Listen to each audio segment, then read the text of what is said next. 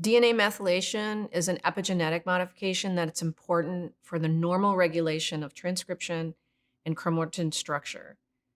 Alterations in the DNA methylation have been shown to contribute to disease as well as normal biological processes.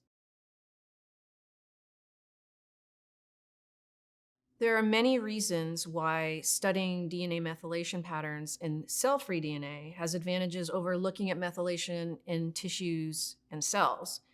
For one, cell-free DNA can be collected from a simple blood draw, which is much less invasive than other methods of collecting samples.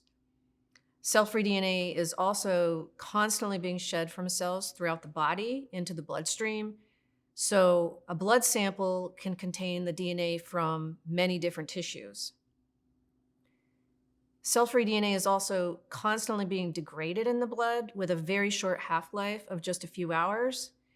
Because it's being shed continuously, this means you can essentially get real-time information about the changes occurring in the body over short periods of time. Because of these advantages, methylation in cell-free DNA can be hugely informative. It's a non-invasive method that can be used to discover biomarkers of disease in early stages while they're still treatable, monitor disease progression over time, or to determine who's responding to a treatment. Active Motif has developed a MethylCollector assay that is optimized from the ground up to enrich for methylated cell-free DNA. Cell-free DNA is typically more difficult to enrich for methylation than DNA extracted from cells or tissue because it consists of very small fragments and it's also in really low abundance in the blood.